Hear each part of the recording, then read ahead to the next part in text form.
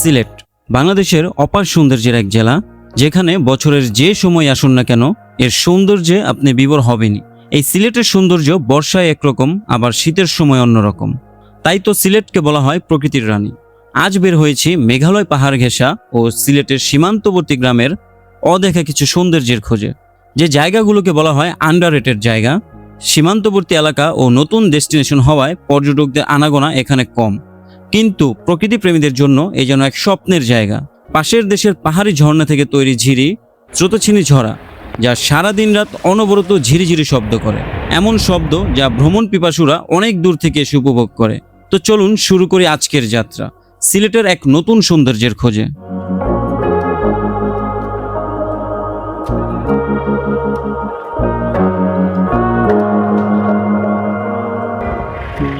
ঢাকা ও তার আশেপাশের যে কোনো স্থান থেকে চলে আসতে পারবেন সিলেট, যার ভাড়া পড়বে নন এসি বাসে 600 থেকে 700 টাকার মতো। চাইলে এসি বাসেও যেতে পারবেন, যার জন্য গুনতে হবে 1300 থেকে 1600 টাকার মতো। আমাদের এবারের ভ্রমণটা কিছুটা বাজেট ফ্রেন্ডলি করার জন্য এই যাত্রায় আমরা যাচ্ছি ঢাকার কমলাপুর রেলওয়ে স্টেশন থেকে রাত 10টার উপবন এক্সপ্রেস ট্রেনে করে, যার ভাড়া পড়েছিল জনপ্রতি 410 টাকা। তবে অবশ্যই ট্রেনে ভ্রমণ করতে চাইলে ভ্রমণের কমপক্ষে 8 থেকে 10 দিন আগে টিকিট কেটে রাখতে হবে। রাত 10টা 1 মিনিটে আমাদের ট্রেনটি যাত্রা শুরু করে সিলেটের উদ্দেশ্যে।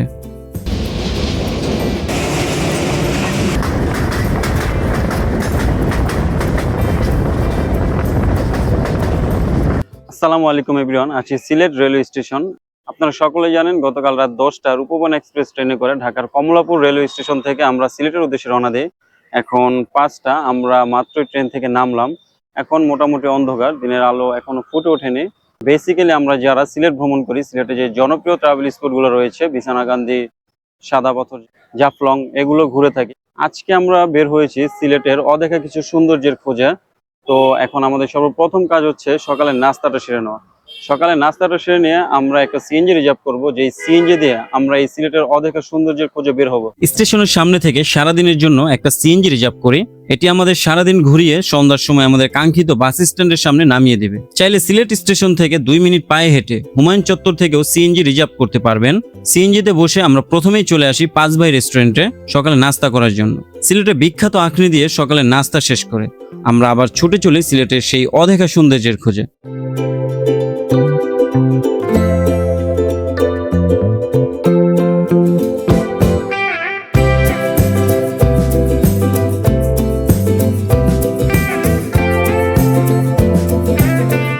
আজকের আবহাওয়াটা ছিল একদম অন্যরকম।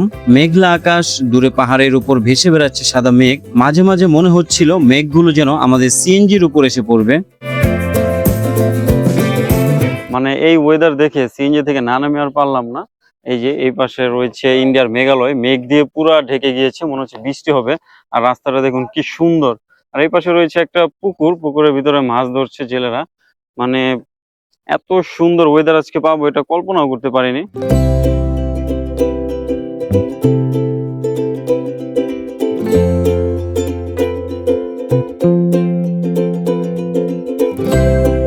অলমোস্ট 2.5 থেকে 3 ঘন্টা জার্নি করার পর আমরা চলে আসছি উৎমাছড়া। এই যে এদিক দিয়ে আপনারা ট্রেকিং করে 30 থেকে 40 মিনিট ট্রেকিং করলে যেতে পারবেন উৎমাছড়া।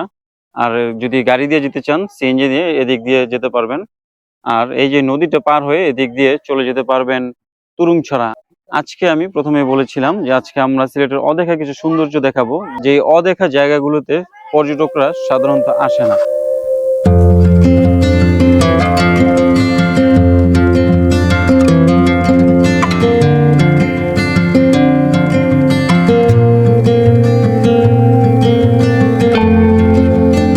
কাকা, সিএনজি দিয়ে যাওয়া যাবো তুরুংছড়া?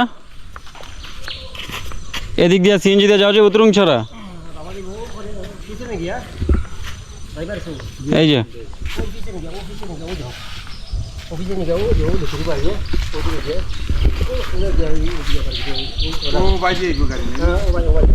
এই যে এদিক দিয়ে নেবে, এদিক দিয়ে তুরুংছড়া যেতে পারবো না? তুরুংছড়া এদিক দিয়ে যেতে পারবো? ওই রোড ভাঙে দিক দিয়ে যেতে পারবো? ও আচ্ছা।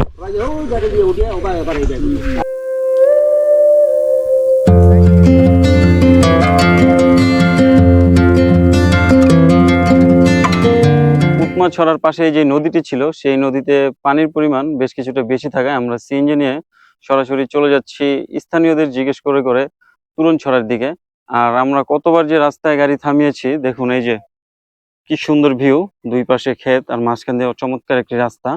আর এই যে এই পাশে ইন্ডিয়ার মেঘালয়ের পাহাড়গুলো, পাহাড়ের উপর কিন্তু মেঘ দেখা যাচ্ছে, মেঘগুলো ভেসে বেড়াচ্ছে।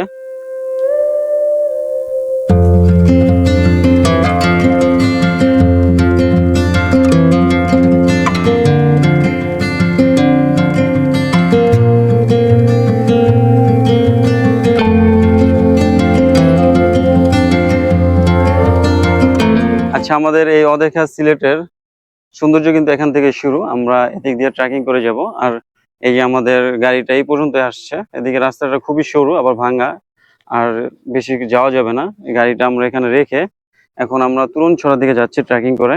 আমরা তুরুনছড়া যে যদি সময় পাই তাহলে ওদিক দিয়ে বিছানাকান্দি চলে যাব ট্রেকিং করে। আমাদের ট্রেকিং কিন্তু অলরেডি শুরু হয়ে গিয়েছে। আর এই যে আমার সামনে দেখতে পাচ্ছেন মেঘালয়ের সেই পাহাড়গুলো। আর এই পাহাড়ের মাঝখান দিয়ে কিন্তু একটা রাস্তা চলে গেছে। এটা হলো ইন্ডিয়ান তাদের বিএসএফ এর রাস্তা, এখান দিয়ে তারা চলাচল করে। আর এখানে একটা ছোট দোকান রয়েছে। আর এই পাশে রয়েছে এই সিলেটের স্থানীয় বাসিন্দাদের বাড়িঘর।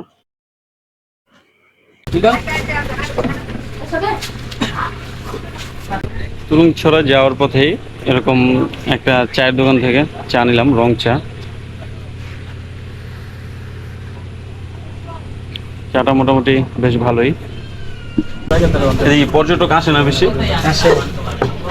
বেশি আছে না কম? শুক্রবারে মনে হয় এরকম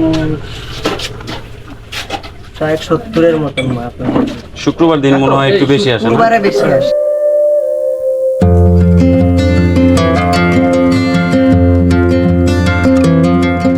আমাদের কিন্তু বেশি সময় লাগেনি। ওই সিএনজিটা আমরা রেখে সামনে একটা চায়ের দোকান ছিল, ওখান থেকে মাত্র 2 থেকে 3 মিনিট হাঁটার পরে কিন্তু আমরা চলে আসছি আমাদের যে মেইন স্পটটা তুরুংছড়াটা। আর এই ঝিরির পানিগুলো কিন্তু খুবই কম, এখনো বর্ষা শুরু হয়নি, বর্ষার শুরুর দিকে এখন, তাই মনে হচ্ছে পানিটা কিছু কম। আর পানি কিন্তু একদম ফ্রেশ। এদিকে আশেপাশের যারা স্থানীয় বাসিন্দা আছে তারা কিন্তু এই পানি ব্যবহার করে এবং এখানে গোসল করে থাকে। আর জায়গাটা কিন্তু অসম্ভব সুন্দর। এই যে চারপাশে গাছ আর মাঝখান দিয়ে এরকম একটা ঝিরিপথ চলে গিয়েছে। আর এই পুরোটা জায়গা জুড়ে কিন্তু পাথর দিয়ে ভরা। ওই যে ওই পাশে একটা ব্রিজ দেখা যাচ্ছে, ওই ব্রিজটা কিন্তু ইন্ডিয়ার ভিতরে পড়েছে, কাঁটা তার দিয়ে একটা ব্রিজ বানানো রয়েছে। আর এই পাশে যে পাহাড়গুলো দেখতে পাচ্ছেন এগুলো সব ইন্ডিয়ার মেঘালয়ে। আর এই পাশে হলো আমাদের বাংলাদেশের সিলেট। এই দিকটাতে কিন্তু তেমন আসলে কোনো পর্যটক আসে না। এখানে আমরা এই যে কয়েকজন আছি, এছাড়া কিন্তু আর কেউ নেই, পুরো জায়গাটা খালি। আর এখন আমরা এদিক দিয়ে এই ঝিরিপথটা পার হয়ে চলে যাব বিছানাকান্দির দিকে। বেসিক্যালি আমরা আজকে ট্রেকিং করে বিছানাকান্দিতে যাব। সিলেটের কোম্পানীগঞ্জ উপজেলার সীমান্ত ঘেঁষা উত্তর রনিখা ইউনিয়নের তুরুং গ্রামেই এই তুরুং ছড়ার অবস্থান। মূলত এই তুরুং গ্রামের নাম অনুসারেই এই ছড়ার নাম রাখা হয়েছে তুরুং ছড়া। স্বচ্ছ পাহাড়ি পানি, পাথরে ছাওয়া ছড়ার বুক আর দূরে মেঘে ঢাকা পাহাড়, সব মিলিয়ে যেন প্রকৃতির আঁকা এক জীবন্ত ছবি। আমার দেখা সবচেয়ে সুন্দর গ্রামের মধ্যে একটি তুরুং গ্রাম, যে গ্রামে নেই কোনো কোলাহল, নেই কোনো দূষণ, শুধু আছে পাহাড়ি ঝর্ণা, অপার প্রকৃতি আর নির্মল বিশুদ্ধ বাতাস। প্রকৃতিকে কাছ থেকে অনুভব করার জন্য এই যেন এক স্বপ্নের ঠিকানা। এই ঝিরিটা কিন্তু আমরা পার হচ্ছি, যেটা পার হয়ে এদিক দিয়ে চলে যাব বিছানাকান্দির দিকে। যতটুকু রাস্তা ট্রেকিং করে যাবেন তার পাশে কিন্তু এরকম ইন্ডিয়ার পাহাড়গুলো দেখতে পারবেন মেঘালয়ের। মানে আপনার কাছে বোরিং লাগবে না, যে আপনি ট্রেকিং করে যাচ্ছেন কিন্তু কোনো বোরিং লাগবে না, মনে হচ্ছে গ্রামের মেঠো পথ ধরে আমরা চলে যাচ্ছি।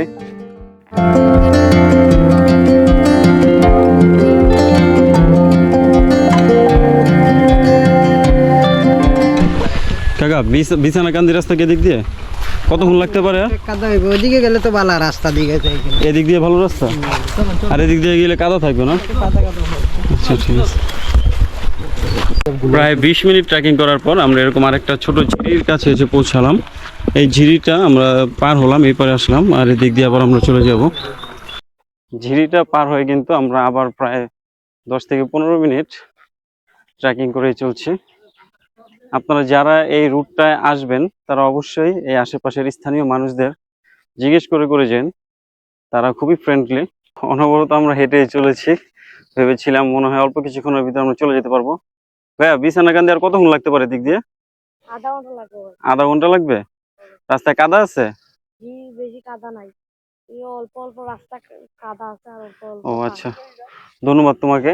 এই গ্রামের মানুষগুলো আসলে অনেক ভালো, যাদেরকে আমরা জিজ্ঞেস করেছি কেউ ভুলভাল তথ্য দেয়নি। আসলে এদিক দিয়ে ট্রেকিং করে একটু যাওয়াটা একটু সময় সাপেক্ষের ব্যাপারই। ধন্যবাদ। হ্যাঁ, আচ্ছা, আর জায়গাটা কিন্তু খুবই সুন্দর, আপনারা বোরিং হবে না।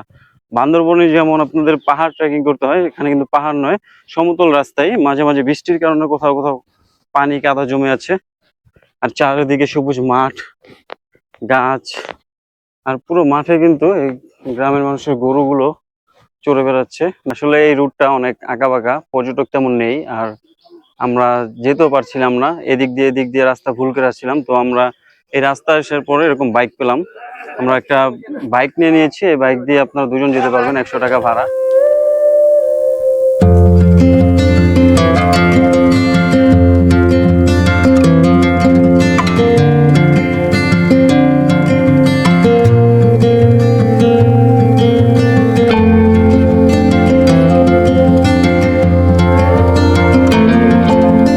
আমরা কিন্তু অলরেডি বিছানাকান্দি চলে আসছি।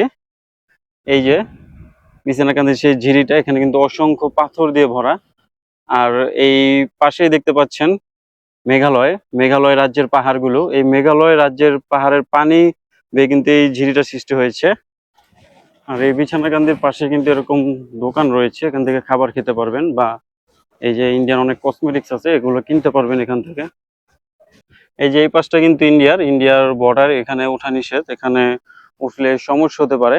আর আমাদের পাশটা হলো এই যে এটা, এদিক দিয়ে আমরা এই ঝিরি দিয়ে ভিতর দিকে চলে যাচ্ছি। আর এইদিকে এরকম ফটোগ্রাফারও পেয়ে যাবেন, আপনারা 2 টাকা 3 টাকা পিস প্রতি দিয়ে ছবি উঠাতে পারবেন, তবে অবশ্যই ছবি তোলার আগে ভালোভাবে দাম দর করে নেবেন। আমরা হাঁটতে হাঁটতে বেশ খানিকটা ভিতরে চলে আসছি, ওই যে ওই পাশ থেকে হাঁটতে হাঁটতে এদিকে আসলাম। আর ওই যে ওই ঝুলন্ত সেতুটা দেখা যাচ্ছে, ওটা কিন্তু ইন্ডিয়ার ভিতরে পড়েছে, আর এর ওই পাশে যাওয়া যাবে না। সিলেটের গোয়াইনঘাট উপজেলার সীমান্ত ঘেঁষা অপরূপ সৌন্দর্যের নাম বিছানাকান্দি। মেঘালয় পাহাড় থেকে নেমে আসা স্বচ্ছ পানির ধারা, সারি সারি পাথরের বিছানা আর দূরের পাহাড় মিলিয়ে এটি যেন প্রকৃতির এক জীবন্ত ক্যানভাস। বর্ষাকালে এর রূপ হয়ে ওঠে আরো মোহনীয়, তখন চারদিকে শুধু পানি আর পাহাড়ের মায়াবী সৌন্দর্য। বিছানাকান্দি থেকে ফিরে এসে সিলেট যাওয়ার পথে সিলেটের আরেকটি বিখ্যাত রেস্টুরেন্ট মেজবানে আমরা আমাদের দুপুরের খাবারটা সেরে নেই। এখন আমরা চলে আসছি পাম অয়েল বাগানে, আমাদের আজকের মতো শেষ ডেস্টিনেশন। এটি সিলেটের শহরতলিতে অবস্থিত খাদিম পাম বাগান, বাংলাদেশের অন্যতম বৃহৎ পাম বাগান। প্রায় 300 একর জায়গা জুড়ে সারি সারি হাজারো পাম গাছ, যা দেখতে যেন বিদেশের কোনো সবুজ বাগান। প্রকৃতি আর কৃষির অনন্য মিশেলে এটি এখন সিলেটের নতুন আকর্ষণীয় ভ্রমণ স্পট, চাইলে এই জায়গাটাও ঘুরে দেখতে পারেন। পাম বাগান দেখা শেষ করে আমরা চলে যাব এই মেইন রোডের সাথে। খুবই চমৎকার একটা জায়গা দেখতে পেলাম, বাংলাদেশ কৃষি উন্নয়ন কর্পোরেশন। জায়গাটা খুবই সুন্দর, তাই চিন্তা করলাম এখানে একটু ঘুরে যাই। আপনারা ইচ্ছে করলে এই জায়গাটাও ঘুরে যেতে পারেন।